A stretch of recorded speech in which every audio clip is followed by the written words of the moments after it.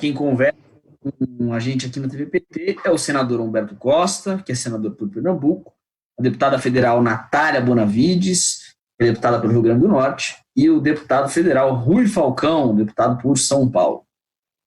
Hoje, como a gente vai falar de CPMI das fake news, eu não vou aqui falar, como sempre falo, dos últimos números da pandemia. Vamos mudar um pouco o formato aqui, porque afinal de contas é sexta-feira à noite, e vamos tratar de outro tema. Pois bem, vou começar essa conversa pedindo que os nossos parlamentares que são integrantes da CPMI explicassem um pouco para a gente o que foi esse relatório apresentado nos últimos dias, que basicamente mostra que o governo federal financia sites que disseminam notícias falsas. Acho que, a grosso modo, falar isso, mas eu gostaria que vocês explicassem, começando, por favor, pelo senador Humberto Costa. Boa noite, senador.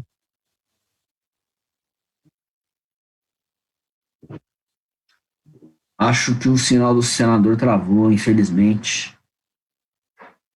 Para todo o pessoal que está nos acompanhando aí. Agora o senhor está me... Oi? Está ruim? Eu vou trocar aqui para o celular. Eu vou trocar para o celular, que tá bom. Fica melhor. Vá passando aí para o Rui ou para a Natália. Estamos ouvindo, Humberto. Estamos ouvindo. Maravilha. Deu uma travadinha. Ele vai sair e entrar de novo. Vamos lá, então. Eu vou trocar aqui. Melhor. Tá bom. Vamos aqui, então. O senador Rui, começa pra gente. Deputado Rui, começa pra... Tá bom, então. Vamos lá. Natália, pelo encaminhamento do deputado Rui, por favor. Bom, primeiro, boa noite, Pedro. Boa noite, meu companheiro Rui Falcão, companheiro Humberto Costa. É um prazer estar aqui nessa live com vocês. Ainda mais sobre esse tema, né, que nós três vivenciamos de forma um pouco intensa, porque somos três componentes, né, da CPMI. Nossa bancada do Partido dos Trabalhadores lá tem nós três representando, além dos outros deputados, dos outros senadores. Mas, bom, eu queria começar explicando que a CPMI, né, que é essa comissão parlamentar mista de inquérito, é mista porque é composta por deputados e senadores, e ela é de inquérito porque ela procede com investigação. Ela é diferente de outras comissões que só trata dos projetos de lei ou de audiências públicas. Essa ela tem poder investigativo, tem poder de convocar pessoas para depor, e um desses poderes é também de requerer documentos, né, de fazer solicitação de documentos, seja para em outros processos judiciais, seja para empresas, enfim. E, um desses documentos que chegou através da Lei de Acesso à Informação, a nossa comissão, foi um relatório, é um relatório parcial, ele trata apenas de um período de algumas semanas, mas um relatório de qual a publicidade do governo federal que foi utilizada através do serviço daquele Google Ads, né? Para quem não sabe, o Google possui um serviço de publicidade, né? Você paga ao Google e o Google espalha a sua propaganda em sites diversos, né? Enfim. E o governo federal fez uso dessa publicidade, por exemplo, para divulgar a campanha a favor da reforma da Previdência. E o que aconteceu, né? Saiu um relatório nesse período, né, de algumas semanas, quais foram os sites que receberam essa publicidade do governo federal através desse serviço do Google. E aí os assessores técnicos da Câmara fizeram um filtro para tentar identificar, né, se esses sites eram, por exemplo, sites que incentivavam alguma contravenção penal, ou se eram sites que divulgavam notícias falsas, uma classificação desse tipo. E aí se chegou nesse relatório, Pedro, que você mencionou. Esse relatório teve muitos pontos importantes e teve também alguns problemas metodológicos, né, que eu vou tentar explicar aqui rapidinho, antes de te devolver a palavra para a próxima pergunta. Os pontos importantes para a gente entender que essa forma de publicidade que o governo federal está usando está permitindo que o dinheiro público seja usado, seja gasto para patrocinar até site de jogo do bicho. Né? Imagina, que é uma contravenção penal, coincidentemente ou não, em alguns estados que tem uma ligação profunda com milícias, né, como é o caso do Rio de Janeiro, mas que foram sites, né, site de jogo do bicho acabou recebendo essas propagandas governamentais.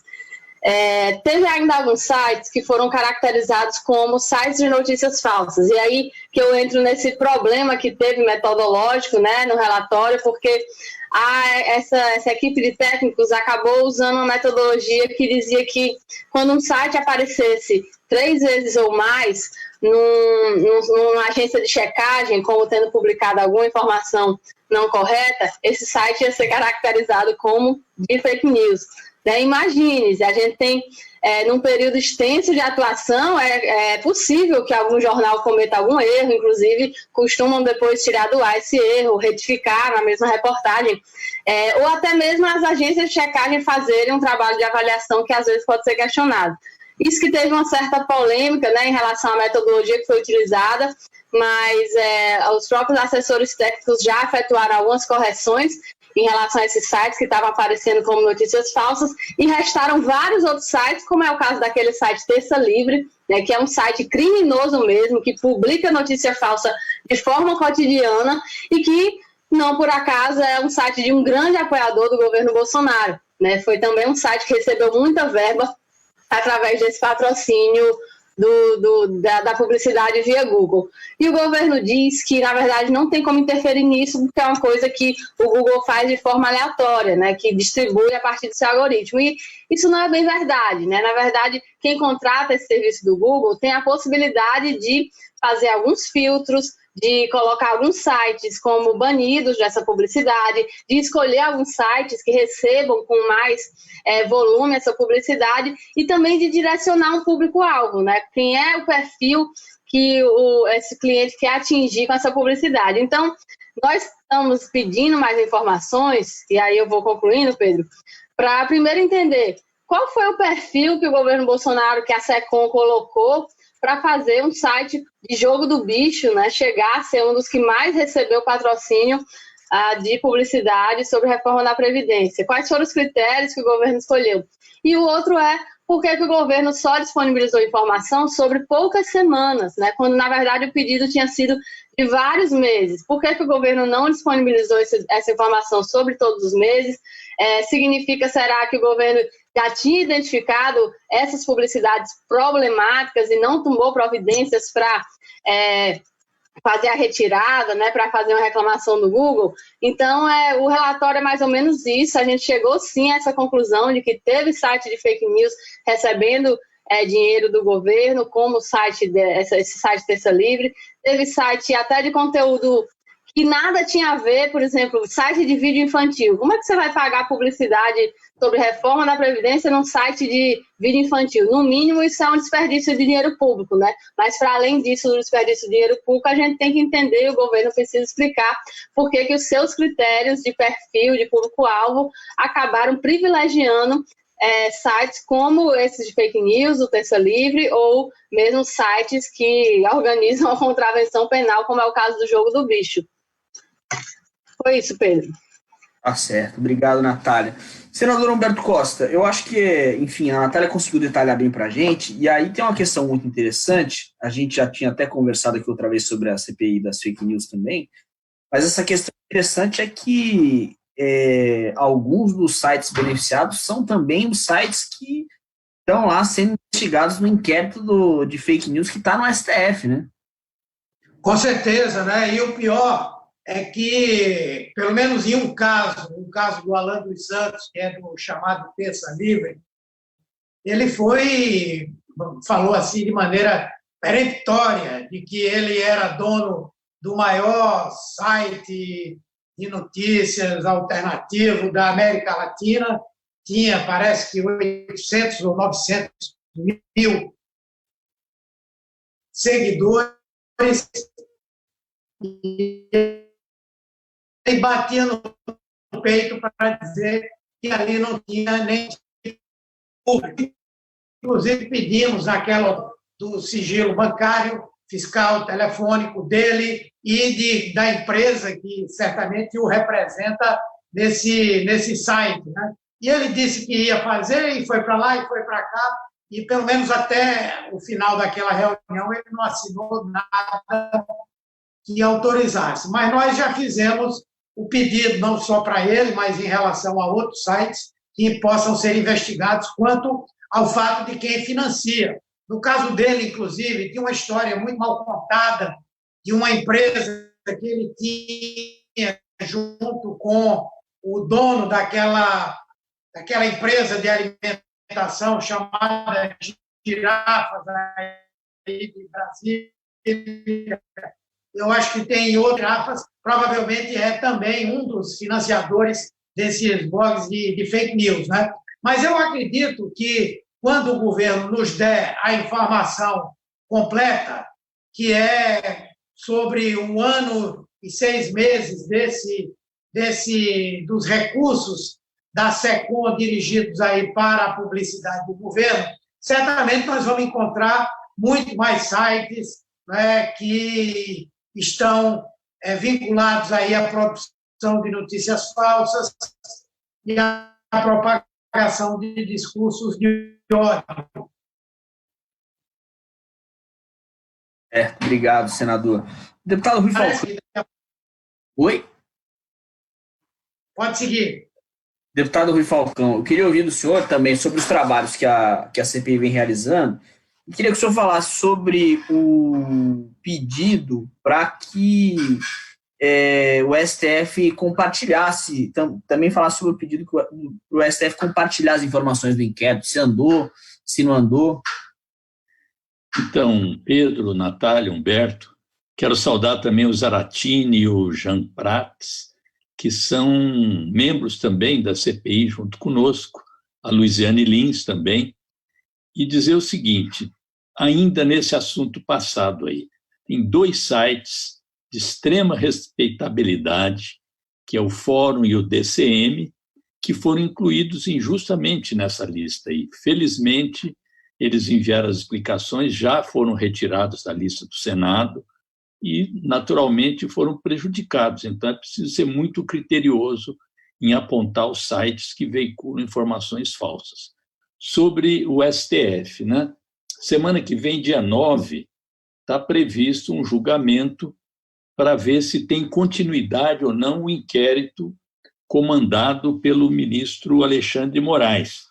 Tem questionamentos sobre a iniciativa, o Ministério Público agora, através do Procurador-Geral Augusto Aras, tem feito questionamentos, mas eu acho que o inquérito vai prosseguir, precisa prosseguir, principalmente porque já identificou, inclusive, deputados e deputadas que são veiculadores de notícias falsas. Os jornais reproduzem os nomes de vários deles, inclusive um aqui de São Paulo, em relação ao qual o deputado Zaratini, eu e outros estamos pedindo a convocação dele, porque é um contumaz falsificador, e inclusive levantando a vida de deputados, de autoridades e tal, em tom ameaçador.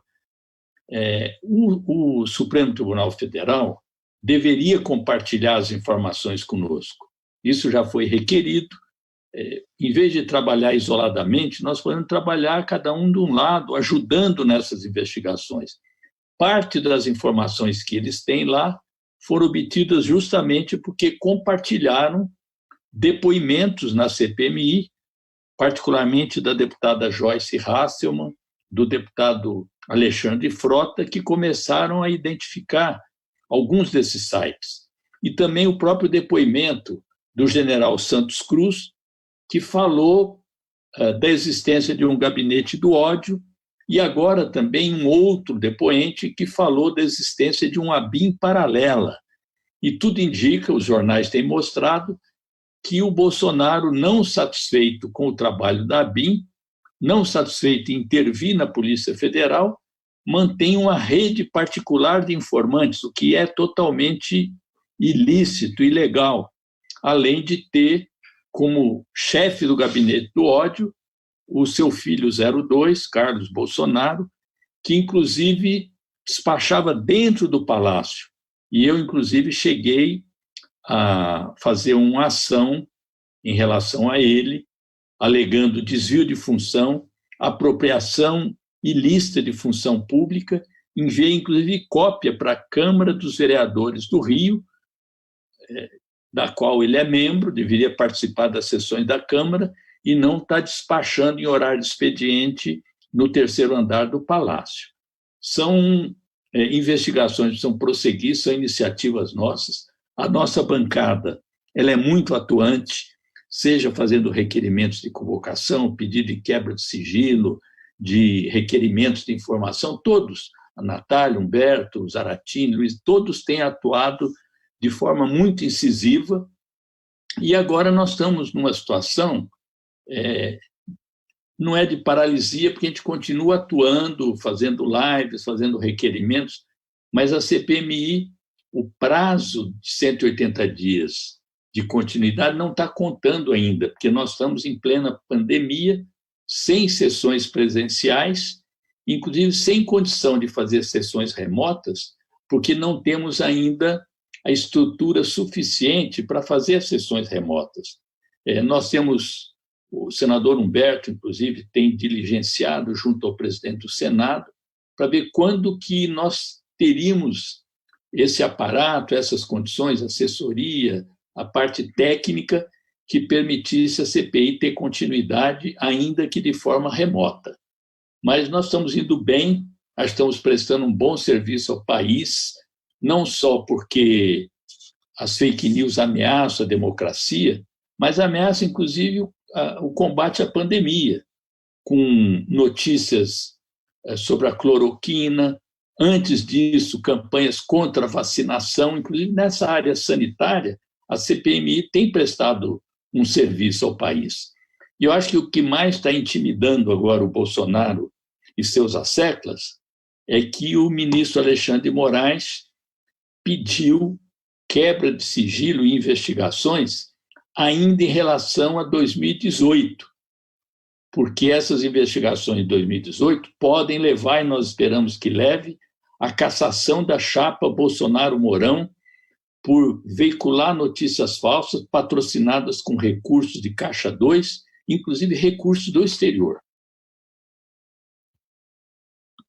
Sim, exatamente. Eu queria até pedir que o senador Humberto Costa comentasse, dissesse para a gente, primeiro, sobre esse prazo aí que o deputado Rui comentou, para o funcionamento remoto da CPI, e também queria ouvir sobre esse pedido do Partido dos Trabalhadores para que o Tribunal Superior Eleitoral tenha acesso aos dados da investigação que está no STF sobre o inquérito das fake news. O microfone do senhor está fechado, senador. Primeiro, o seguinte, em relação ao funcionamento da CPMI, nós conseguimos uma coisa importante, que foi poder prorrogar o prazo de funcionamento da CPMI. O governo fez um esforço gigantesco, especialmente no Senado, para retirar as assinaturas que tinham viabilizado a prorrogação da CPMI. Hoje, inclusive, eu acho que se o governo tentasse fazer uma coisa como essa, ele teria mais dificuldades ainda, porque vários integrantes do Congresso Nacional, particularmente do Senado, foram vítimas aí nos últimos tempos, né, de várias campanhas de difamação, de ódio. Então, há um clima muito forte vamos dizer, pelo esclarecimento do funcionamento dessa organização criminosa. Inclusive, é provável até que na próxima semana nós já tenhamos aí a aprovação de alguma coisa em termos de projeto de lei que vai permitir um rastreamento maior de quem comete esse tipo de atividade criminosa. Porém, há uma coisa relevante.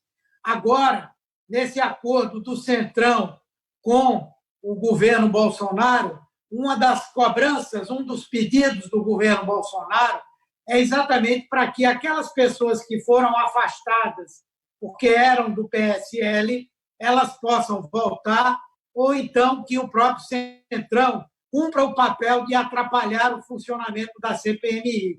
E agora está havendo um novo acordo que envolve o Bolsonaro e o próprio Bivar, né, do PSL, que restou, para tentar influir na CPMI. Veja como isso para eles é importante.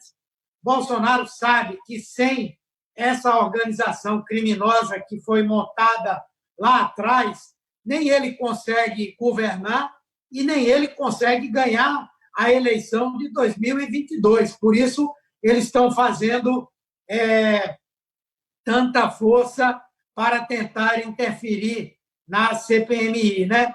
A outra pergunta que você faz em relação a 2018 também é muito grave para eles. É muito risco que eles estão correndo. Tanto que hoje o Bolsonaro fez uma solicitação para que esse inquérito das fake news do Supremo Tribunal Federal ele não tenha informações compartilhadas com esse inquérito que já existe no Tribunal Superior Eleitoral e que trata das fake news. Então, ele realmente está cercado por toda essa ação da CPMI, do inquérito do Supremo, do inquérito do TSE, porque nós entramos naquele ponto nevrálgico, né, do esquema que existe no nosso país hoje. É lógico que isso não está nos permitindo ainda entrar lá embaixo, nessa rede, mas certamente nós vamos chegar lá. Mas na condição de quem financia, de quem produz, de quem organiza e de quem comanda a rede, eu acho que estamos na proximidade e isso é muito importante para a democracia brasileira. Sem dúvida, é fundamental. Deputada Natália Bonavides, você explicou para a gente na sua primeira fala, em detalhes, sobre o relatório. Agora, eu queria que você explicasse para quem nos assiste, o quão importante é o trabalho da CPI, porque é basicamente denunciar, ou melhor, explicar para o país o quanto o governo Bolsonaro ele é estruturado na distorção da realidade, né? Olha, Pedro, o trabalho da CPMI tem uma importância fundamental, né, nesse momento. Primeiro porque tem tido, através desse inquérito, a possibilidade de chegar em provas efetivas da existência dessa organização criminosa que existe hoje. Nós que somos da CPMI, eu, Rui, Humberto, a gente sempre frisa bem que quando a gente fala organização criminosa, a gente está falando mesmo no sentido jurídico do termo, né? Não é força da expressão, a gente está falando de uma organização criminosa e que isso, inclusive, né, quando nós vimos a operação que aconteceu fruto desse inquérito no STF, quem pôde ver a decisão do ministro Alexandre de Moraes viu que lá, nas investigações que estão sendo feitas através do inquérito, eles estão chegando exatamente na mesma conclusão. A decisão fala exatamente de indícios de uma organização criminosa financiada por empresários, que era isso também que nós vínhamos seguindo lá na CPMI. Para além desse financiamento empresarial, e aí meus colegas já mencionaram aqui isso, nós temos esses tentáculos dessa organização criminosa chegando também no poder público, né? Nós temos hoje o Gabinete do Ódio, que é composto de pessoas nomeadas na presidência, ou seja, elas são pagas pelo poder público para trabalhar nessa organização criminosa. Nós temos, por exemplo, assessor do deputado Eduardo Bolsonaro, que também descobrimos na CPMI que usava inclusive os computadores da Câmara, o e-mail funcional do deputado para fazer a gestão de páginas de fake news. E, para além disso, nós vimos, né, e aí através de depoimentos vários, inclusive de dono de empresa de disparo em massa que trabalhou durante as eleições, nós chegamos efetivamente a imagens que comprovam. Houve disparo em massa de notícias falsas contra Fernando Haddad. Uma das fotos que foi apresentada por um depoente na comissão mostrava nitidamente, quando a gente dava zoom no celular, dava para ver qual era a mensagem que estava sendo divulgada. Era uma mensagem contra Fernando Haddad, inventando que uma delação da Odebrecht incluía o nome dele, e aquilo estava sendo disparado. Alguém pagou por aquilo, porque outra coisa que a gente aprendeu na CPMI é que essa estrutura toda, Pedro, não se trata de uma coisinha amadora, né? Não se trata daquele problema do tio do Zap que encaminha a mensagem para os grupos da família, embora possa até ser a fonte dessa mensagem que o tio do Zap está encaminhando. Mas a gente está falando de um negócio profissional, né? De estruturas caras que envolvem muitos computadores, muitos celulares, caixas e caixas de chips telefônicos e muita gente para operar isso. né? Então, isso custa dinheiro, né? Isso não é nada amador, e inclusive as medidas que as redes sociais têm tomado, elas sequer afetam essa organização criminosa, como é o caso, por exemplo, do limite de encaminhamento do WhatsApp. Para esse pessoal não importa, porque eles trabalham com softwares, com programas que, na verdade, burlam esses limites, burlam essas regras do WhatsApp, fazem com que, assim que um chip, minutos depois de ativado, é bloqueado pelo comportamento irregular, já tenha outro lá no lugar dele, né? Então, é realmente uma coisa que é profissionalizada, custa muito caro, e ninguém estaria gastando tanto dinheiro assim com uma coisa dessa, se não fosse uma coisa que tivesse real impacto, né, na manipulação do debate público. Então, essas provas todas que estamos colhendo na CPMI, elas já têm sua importância por demonstrarem que isso aconteceu sim nas eleições de 2018, mas isso não foi feito para parar por ali.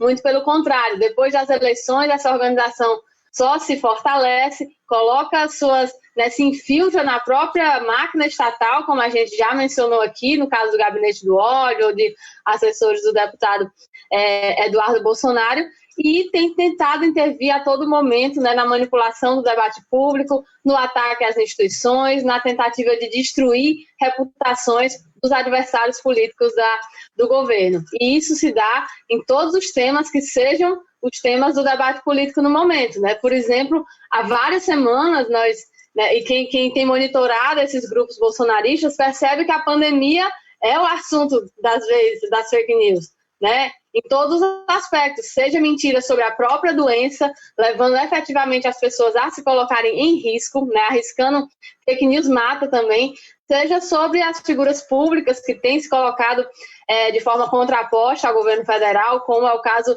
dos governadores de estado, que têm sido grandes vítimas de fake news nesse período da pandemia. Então, Pedro, tem tido essa relevância, né, de ser mais uma frente em que essa investigação está se dando, para além do TSE, para além do STF, também na CPMI, e tem uma outra função dessa comissão, que é pensar em propostas legislativas para esse tema das fake news. Isso não é nada simples, eu acho que até a parte mais difícil do trabalho dessa comissão, porque esse é um debate que está posto hoje no mundo todo, né? Os parlamentos de vários países estão tentando se debruçar sobre esse tema, e a gente ainda não tem um modelo, né, que possa afirmar esse modelo é eficaz em combater, em coibir as fake news, ao mesmo tempo que não viola nenhum direito de liberdade de expressão, etc.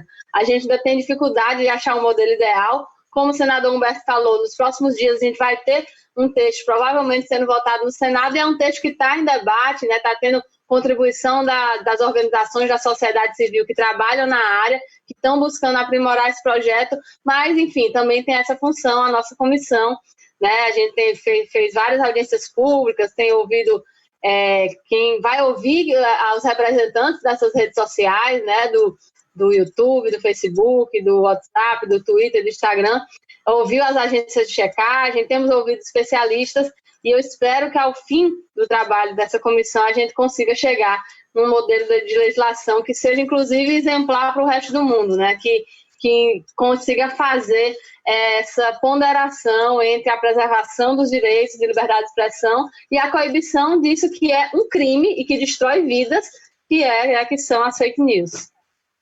Obrigado, deputada.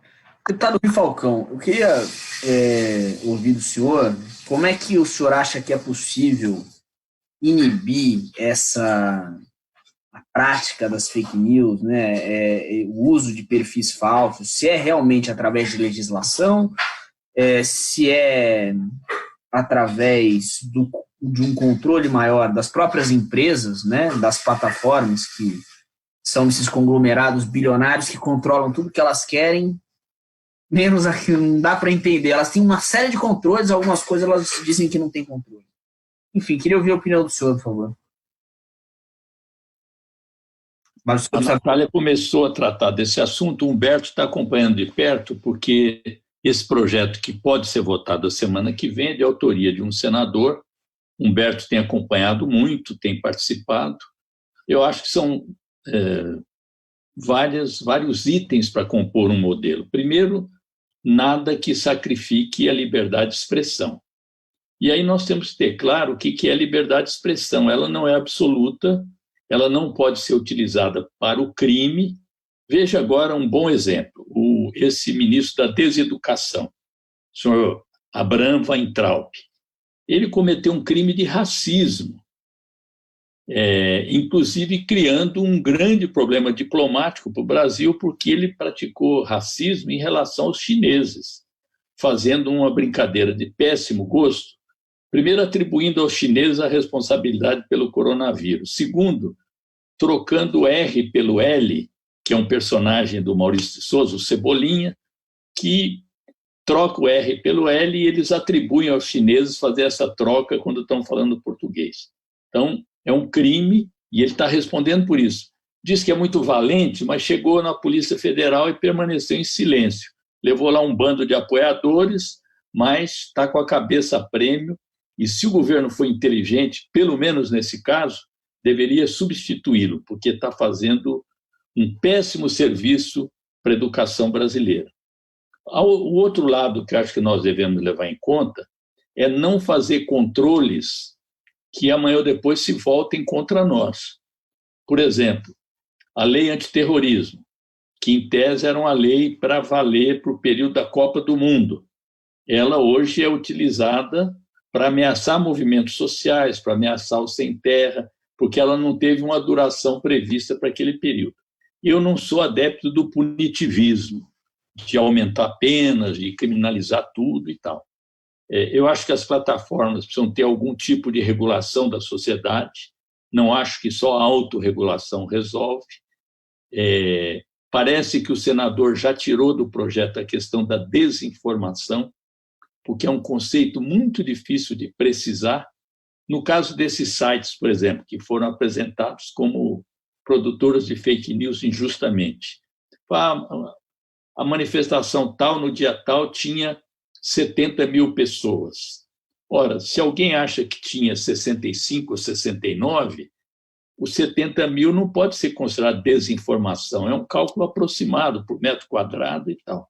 Então, tirar a questão da desinformação, eu acho que é positivo. A outra coisa, ninguém pode ser acusado sem ter o direito de resposta.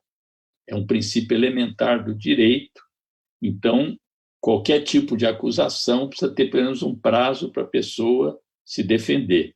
Terceiro, já existem mecanismos hoje, inclusive assegurados pelo Marco Civil da Internet, de você poder retirar conteúdos sempre através de ordem judicial.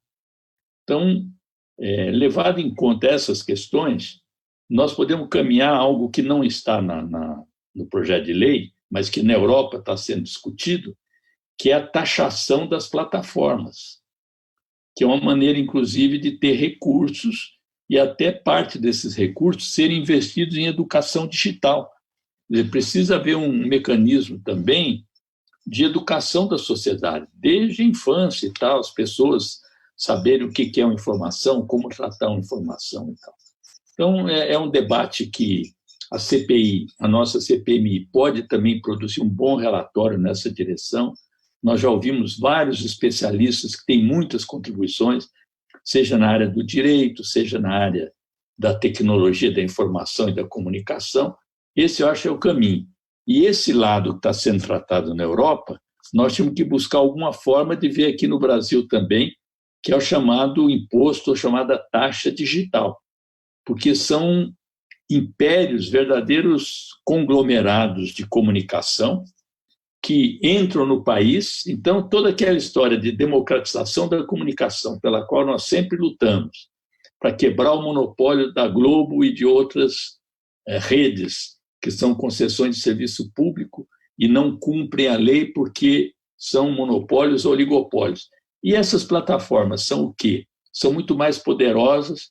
Então, além de uma regulação, era preciso também ter uma taxação debatida, analisada e tal, para que a gente pudesse também, num período, inclusive, que todo mundo diz que não tem mais dinheiro no país, é só corte de gastos, está aí uma fonte adicional de recursos para o poder público. Obrigado, deputado. Eu quero ouvir a opinião também do senador Humberto Costa e as informações que ele tem sobre esse projeto de lei que está sendo gestado no Senado. Mas só queria complementar e dizer o seguinte: eu acho que a população também tem que ter o direito de compreender o que são os algoritmos e como eles afetam a vida, né? Porque isso é a questão fundamental. É a questão da transparência, eles precisam ter transparência nas plataformas. Exatamente. Enquanto você age e se comunica dentro de uma rede social, você está sempre passando dados, né, para esses oligopólios bilionários. Né? Enfim, senador Humberto Costa, por favor. Seu microfone está fechado. O projeto de lei, na sua versão inicial, original, ele trazia uma série de questões, de preocupações que são relevantes. O objetivo do projeto é meritório, porém, eu entendo que ele tinha alguns excessos, algumas questões que precisavam ser aperfeiçoadas e que, ao longo do período de uma semana, 10 dias, nós conseguimos avançar. Inclusive, fizemos mais de uma audiência, pegando muita gente que trabalha nessa área da democracia nas redes, enfim, e ele foi bastante, digamos, aberto no sentido de aceitar essas contribuições. E ele chegou ao ponto de apresentar uma segunda versão. O problema é que, quando houve a indicação do senador Ângelo Coronel, não estou fazendo aqui nenhuma crítica, mas ele, talvez por ter sido recentemente atingido por uma série de fake news, uma fake news, inclusive, que o próprio presidente da República divulgou. Ele próprio postou essa fake news. Então, ele chegou um pouco com a faca nos dentes e veio uma versão altamente punitivista, uma versão que terminava entrando muito na seara da limitação e da restrição à liberdade de expressão, que nós achávamos que não era um bom caminho. E aí foi importante que o presidente do Senado e outros líderes fizeram aí algumas gestões para que não houvesse a votação, e nós estamos esperando para ver o que vem na próxima quinta-feira. Qual foi a sugestão que eu apresentei numa das videoconferências que aconteceram? Vamos pegar aquilo que é consenso naquele momento, nesse momento, vamos deixar as questões mais complexas para um segundo momento. Então, no primeiro momento, nós poderíamos trabalhar o tema de como fazer o rastreamento, né, dessas informações, dessas notícias falsas. Como nós vamos poder identificar até o limite daquilo que entra no debate sobre você poder utilizar determinados tipos de robôs, ou você poder ter perfis que não são exatamente os da pessoa, mas que eles cumprem um papel de fazer um trabalho na ironia, nas redes e tal. E isso a gente pudesse fazer agora com uma certa unidade. Mas temas como esse da desinformação, o tema do pedido de resposta ou de você obrigar a rede a retirar determinadas informações ou determinadas postagens, quando, na verdade, isso iria estimular uma censura por parte da própria plataforma digital. Então, nós queremos aprofundar o debate de como trabalhar esses temas. Então, é importante que haja uma legislação, mas que essa legislação, como disse o deputado Rui Falcão, ela não se volte contra nós. E a própria CPMI, com certeza, ao final dos trabalhos, vai ter uma boa condição de trazer uma proposta de legislação que garanta a liberdade de expressão, mas, ao mesmo tempo, crie mecanismos para que a sociedade e as plataformas possam, de fato, enfrentar as fake news. Agora, tem uma outra questão que eu acho que é relevante, que nós temos que estimular, que é da própria organização da sociedade para coibir isso. Não é? Por exemplo, esse movimento que está se expressando no mundo inteiro e agora está chegando no Brasil, que é o do gigante adormecido, né? Do Sleeping Giant, em que eles fazem um trabalho de mostrar à sociedade empresas que voluntariamente ou não, ou que conscientemente ou não, estão financiando sites de fake news. Não sei se vocês viram uma manifestação do Steve Bannon dizendo que esse gigante adormecido ia terminar levando à falência, né, os movimentos que são ligados a eles e que publicam notícias falsas, porque o que é que esse pessoal faz? Ele avisa uma empresa de que uma publicidade dela está circulando num site que produz notícias falsas ou que faz discurso de ódio, e divulgam para toda a rede. Isso, então, tem feito com que muitas empresas comecem a prestar atenção. É uma coisa parecida com isso que nós conseguimos agora em relação à publicidade oficial.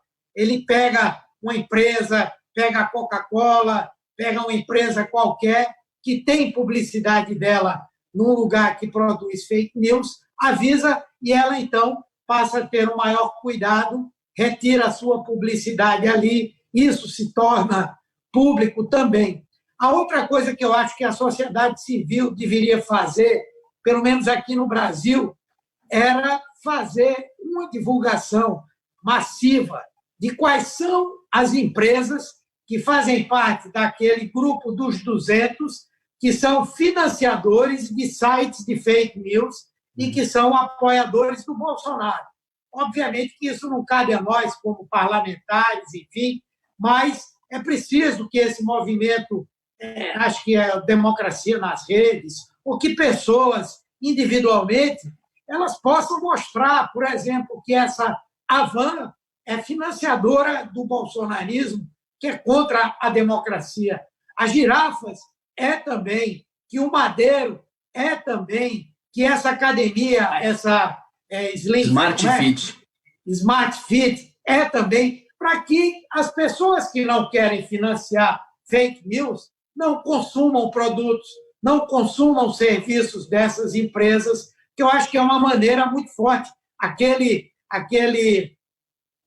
Outra rede de restaurantes também, que é de um bolsonarista, a Drogazil, enfim, uma série de empresas aí que a população precisa saber que elas financiam esses sites e, ao mesmo tempo, elas financiam os movimentos de extrema-direita do presidente Bolsonaro e dos filhos dele, dessa trupe toda aí.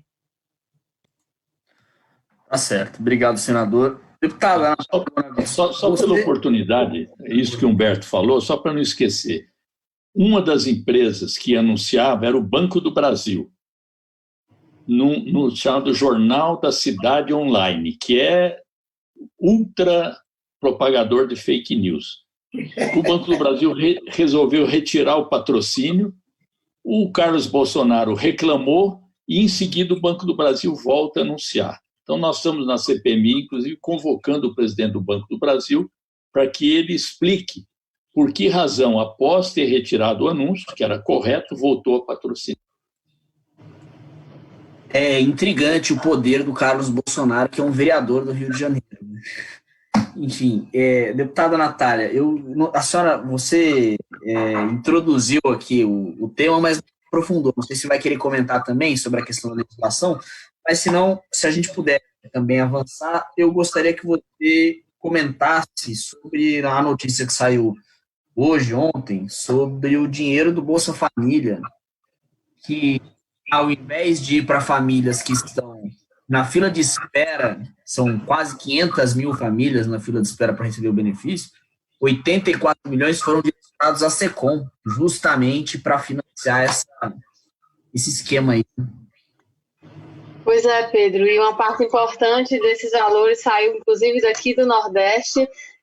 A gente viu durante todo esse período do governo Bolsonaro o Bolsa Família ficar represado, né, ficar com uma contenção, uma fila enorme de espera, e agora a gente vê no meio da pandemia essa mudança de destinação de recursos. E não é como se fosse vão recursos para a SECOM, porque a gente está no meio da pandemia e as medidas de higiene, de isolamento social requerem campanhas educativas para se fortalecerem. Não, né? Não é nada disso. A SECOM não tem feito nada do tipo, não existem campanhas do governo federal para incentivar a população a adotar medidas de combate ao coronavírus que diminuam os riscos de contaminação. Muito pelo contrário, o que a SECOM tinha iniciado, né, tinha começado a fazer, era uma campanha chamada O Brasil Não Pode Parar, que eles recuaram rapidamente, né, com uma repercussão, mas era a única coisa que a SECOM estava providenciando em relação à pandemia, era isso, né, era para incentivar, na verdade,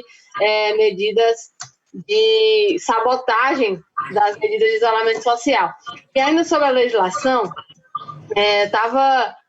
teve uma live recentemente da Manuela Dávila com o Juliano da Empoli, que é o autor do Engenheiros do Caos, né, um livro que tem sido um dos livros, uma das leituras importantes nesse debate sobre fake news, sobre a forma como os algoritmos das redes sociais acabam estimulando que esses grupos populistas se empoderem, né, e ganhem um amplo alcance, uma ampla repercussão.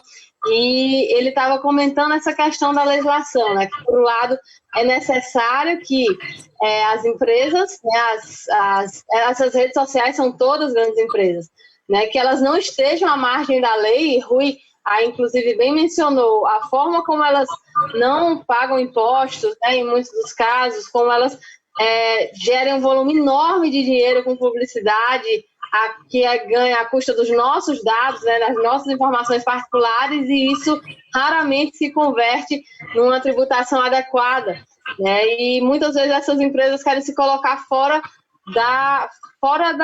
de poderem ser atingidas por qualquer legislação, dizendo que é muito específico, né, que na verdade não cabe legislá-las, mas é importante que a gente tenha, né, como concepção que essas empresas podem sim ser objetos da legislação do nosso país, mas, por outro lado, tem parecido, quando a gente olha para vários países, e esse autor comentava isso, que quando a legislação tende a querer avaliar o conteúdo dessas notícias, isso acaba não tendo efeito real sobre o combate à fake news, né? Que, na verdade, a gente deveria estar procurando criar legislações que interfiram na forma de agir desses disseminadores, né? Então, de que forma, por exemplo, vai ser tratada a questão da proteção de dados, né, que é um tema que faz com que esses disseminadores não só consigam chegar em tanta gente, mas ainda consigam chegar de forma bem setorizada, né? As mensagens que chegam para uma pessoa são as mensagens em que ela é propensa já a acreditar. Então, esse tipo de legislação que tente quebrar os caminhos e as metodologias que os disseminadores usam acabam sendo mais eficazes do que as que tentam ir no conteúdo, porque essa valoração do conteúdo é algo muito difícil de se fazer, muito desafiador de se fazer. A gente tem visto, Rui mencionou um exemplo aí da manifestação, quantas pessoas estavam numa manifestação, né? De repente tinha um site jornalístico que uma agência de checagem considerou que estava mentindo, porque deu um número numa manifestação e esse site achou que certa estava a polícia militar, que deu outro número, né? Então, é muito delicada a avaliação do conteúdo mesmo, né? Tem coisas que são muito claras, assim, cristalinas, é mentira, é um fato que não aconteceu. Tem coisas que é muito fácil de identificar, mas tem outras que nem tanto. E aí quem vai fazer esse juízo de valor acaba sendo sempre uma questão, né? Não é à toa que a gente viu aí nesse relatório da própria CPMI sites sérios e com credibilidade sendo encaixados num critério óbvio, que não tinha nada de eficaz, né, ao colocar em patamar jornais com anos de experiência de profissionalismo no mesmo patamar de um Terça Livre da vida, né? Um site criminoso como esse. E só mais uma consideração sobre esse aspecto da legislação, eu realmente tenho muitas ressalvas de quando a gente trata de criminalização, né, quando a gente trata de questões penais, porque eu realmente tenho uma concepção de que o judiciário tem um objetivo muito claro, né, de criminalizar as lutas populares. Historicamente tem sido assim, é uma instituição burguesa que, em regra, está a favor das elites e que, em regra, atuam para criminalizar os movimentos sociais, as lutas populares, as lutas por direitos. E aí, mesmo algumas coisas que a gente aprova acreditando numa boa intenção daquilo, muitas vezes acaba se voltando depois contra essas lutas legítimas. Eu deixo aqui um exemplo. No ano passado, nós aprovamos a lei de abuso de autoridade, uma legislação super importante, que inclusive bastante necessária diante dos abusos de tantos juízes, por exemplo, né, como a gente viu acontecer em relação ao processo do presidente Lula e Sérgio Moro, né? Uma lei que, enfim, bastante necessária, com conteúdo justo. Mas como está sendo a aplicação dessa lei? Aqui no estado do Rio Grande do Norte, por exemplo, a gente está vendo o promotor questionar, né, tentar enquadrar movimentos sociais como o dos policiais antifascismo nessa lei de abuso de autoridade. Então, a história mostra que criminalização é usada sempre para enquadrar as lutas do povo, para encarcerar a população negra. E isso, para mim, é um tema muito perigoso. Fake news é crime, né? A gente tem que achar a legislação que coíba isso, mas eu tenho muitas ressalvas com o caminho da criminalização, mesmo sabendo que realmente são fatos graves, que muitas vezes, né, destrói reputações. Como vai ser a aplicação disso? Aí vem a delicadeza do tema, né? Como construir um texto que não deixe margens para ser usado para se voltar, né, contra esses movimentos legítimos, esses movimentos de luta do povo, e que o judiciário tem tido, historicamente, esse papel de criminalizar. É sempre bom a gente lembrar que o judiciário só se moveu contra as fake news no momento em que ele foi atingido, né? O Partido dos Trabalhadores, quando estava no governo federal, vinha sendo linchado aí por fake news, o ex-presidente Lula, desde 2013, 2014, isso nas redes sociais, contava a grande fazia antes. Mas o Bolsonaro está ameaçando o decano Celso de Mello com a lei do abuso de autoridade. Pois é. Exatamente. É piada. É tão absurdo que parece piada, né? É isso. O judiciário tem lado na luta de classes, em regra. Pois é. Eu queria saber se o senador ou o deputado Rui Falcão querem comentar essa questão do dinheiro que saiu do Bolsa Família e foi para a SECOM. Sim, eu quero falar um pouco, né? Inclusive porque esses recursos eram especialmente para o Bolsa Família aqui no Nordeste, né? Na verdade, nós estamos vivendo aqui, num grau muito mais difícil do que outras regiões, esse problema da pandemia, né? Nós temos aí um crescimento rápido, acelerado para o interior. Essas populações, elas têm sofrido fortemente também com todo esse processo da quarentena, porque muitos trabalhadores, eles estão na área da informalidade, vários outros que participam, atuam em setores que estão, nesse momento, com as suas atividades paralisadas, não é? E muita gente do Nordeste, né? Os nordestinos correspondem a mais de 30% das pessoas que têm necessidade de ter acesso ao Bolsa Família. E não é a primeira vez que o presidente Bolsonaro faz isso. Já lá atrás, ele havia tomado uma decisão de suspender o pagamento do Bolsa Família para uma parcela significativa dos nordestinos. Não sei se vocês se lembram que foi necessário, inclusive, que houvesse uma ação que chegou até o Supremo Tribunal Federal, determinando que eles não poderiam cortar, retirar pessoas do Bolsa Família do pessoal do Nordeste, porque estava havendo um crescimento da distribuição do Bolsa Família no Sul e no Sudeste, e eles estavam retirando pessoas do programa, famílias do programa aqui no Nordeste. E, mais uma vez, agora, em relação a esses recursos, a maior parte, praticamente todos os recursos, eram do Bolsa Família para a região nordestina, né? O Paulo Guedes e o próprio Bolsonaro, eles têm uma visão de que você atender os mais pobres, atender os pequenos empresários, atender quem mais precisa é uma perda de tempo. Na verdade, você lembra a fala do Paulo Guedes quando ele dizia: não vamos salvar a empresa pequena, que isso não dá resultado de nada.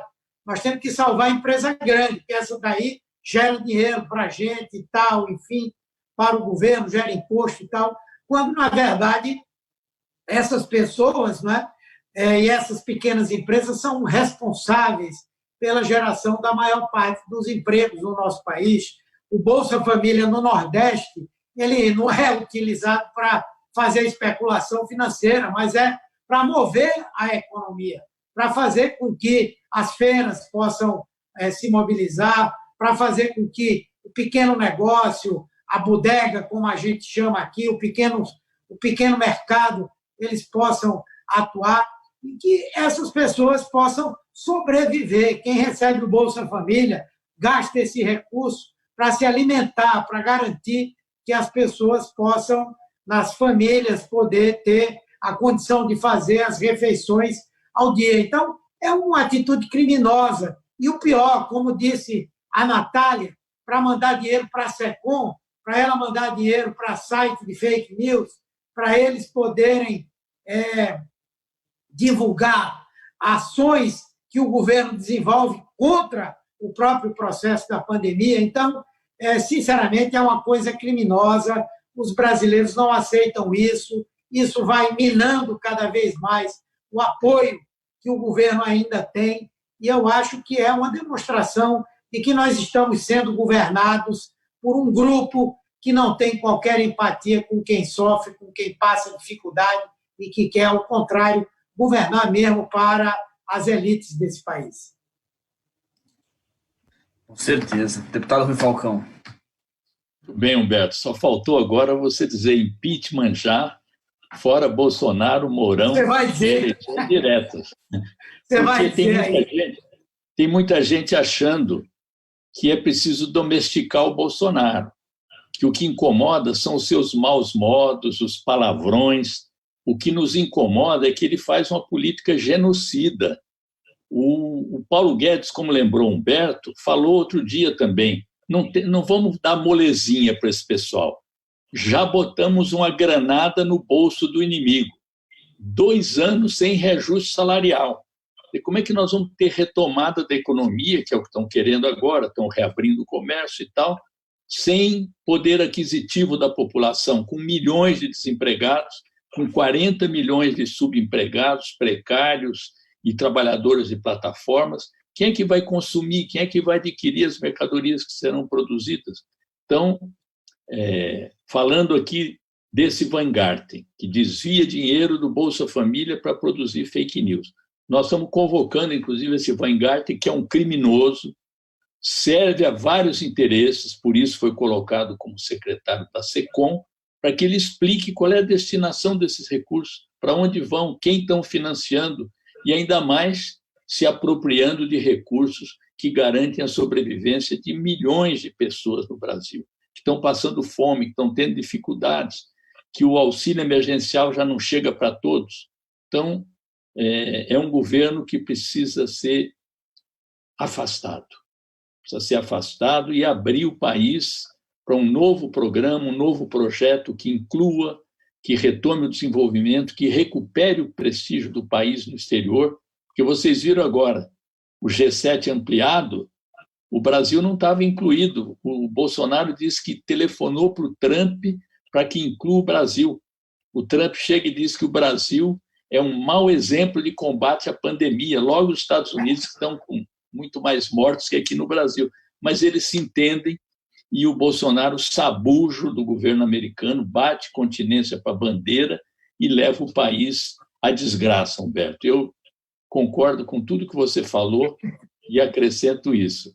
Fora Bolsonaro, Mourão, suas políticas, eleições diretas com a PEC que tramita na Câmara dos Deputados. Estamos juntos nesse aí. Aliás, tem muita coisa. Aliás, a maior parte das coisas nós estamos juntos. Quase tudo.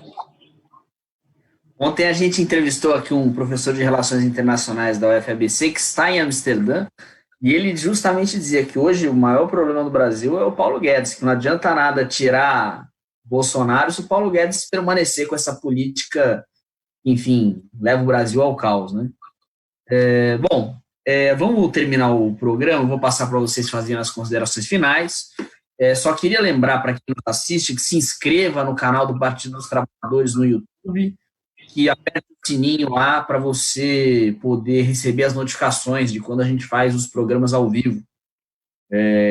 São basicamente segunda a sexta, 11 e 7 horas da noite, 11 da manhã e 7 horas da noite. E também queria só, antes de vocês fazerem as considerações finais, talvez vocês falem sobre isso, queria lembrar para vocês aqui que o Jair Bolsonaro deu uma entrevista agora, naquela passadinha ali, que ele fala com a claque dele e tal, pediu os conservadores não irem para as ruas no domingo. Portanto, para quem vai às ruas, tomem cuidado aí com armadilhas, porque talvez, em função disso, a polícia militar, principalmente no estado de São Paulo, que tem essa veia aí, talvez possa ser violenta. Então, tomem cuidado. Por favor, Natália, suas considerações finais. Acho que agora foi. Pedro, eu queria te agradecer pela mediação aqui da nossa conversa. Queria agradecer aos meus colegas, senador Humberto, deputado Rui. Estou com saudade de vocês, da gente se encontrar ali naquele plenário da CPMI, travar nossos embates juntos. Bom, eu acho que esse tema, eu realmente, Pedro, acredito nesse tema das fake news como um dos temas centrais do debate democrático, né? Eu acho que nós todos da bancada do PT que estamos compondo essa comissão, a gente está vendo muito de perto como eles montaram a estrutura mesmo para interferir, para manipular o debate público, e a gente precisa desmontar essa organização criminosa, porque ela é uma das coisas que dá sustentação a esse governo canalha, a esse governo que também é criminoso. Então, a gente vai seguir aí firme nas investigações, vai seguir buscando as informações que sejam necessárias para fortalecer as ações que estão em andamento, que buscam a cassação dessa chapa, né, Bolsonaro-Mourão, e estamos juntos, fora Bolsonaro e a sua corja inteira, porque eles são uma coisa só, eles estão levando o nosso país para o abismo, e o nosso povo brasileiro merece coisa muito melhor. Bom fim de semana, até mais. Obrigado, Natália. Senador Humberto Costa. Opa, Pedro, eu quero também agradecer a você aí esse convite, a nossa TV PT, e dizer que nós estamos nessa luta com esse espírito mesmo que a Natália colocou. É um debate que tem tudo a ver com o futuro da democracia, da liberdade política, da liberdade de expressão no nosso país. É um esquema extremamente poderoso nesse projeto de hegemonia que tem a extrema-direita no Brasil. Esse trabalho que nós estamos fazendo na CPMI não é simples, porque é um assunto muito árido, muito difícil para quem não é muito envolvido com essa área, mas nós estamos fazendo todo tipo de esforço lá, nós juntos, parlamentares, tanto Natália quanto Rui são dois parlamentares muito atuantes e importantes nesse embate que a gente está fazendo, e é fundamental que a gente possa reproduzir esse tipo de debate para as pessoas ficarem antenadas com isso e também fazerem a sua parte, que é propagar essa discussão aonde for possível. Tá certo, obrigado. Rui Falcão. Bom, Pedro, eu já estou até me acostumando com você aqui, volta e meia você me convida. Agradecer também a TV PT. Tem sido um trabalho extremamente gratificante para mim essa atuação na CPMI. Você sabe que eu sou deputado de primeiro mandato, a Natália também, mas é uma das coisas que mais tem me estimulado no trabalho parlamentar é participar da CPMI, que dá uma contribuição efetiva para a democratização do país. Tem a combatividade da Natália, tem o rigor do Humberto.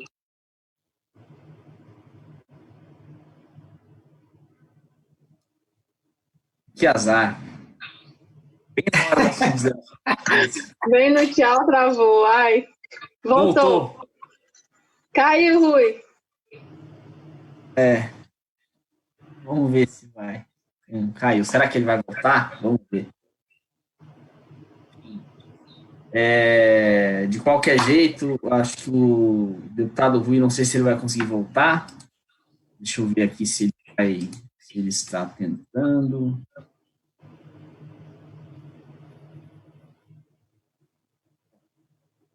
Vamos encerrar, infelizmente, sem a palavra final do deputado Rui Falcão, infelizmente. Tá certo? Tenho certeza, Pedro, que ele terminaria dizendo fora Bolsonaro e seu governo inteiro. Pois é, então, é isso. Então, muito obrigado a vocês, espero contar com vocês novamente. Obrigado a vocês no final de semana. Adorem. Um beijo, bom fim de semana.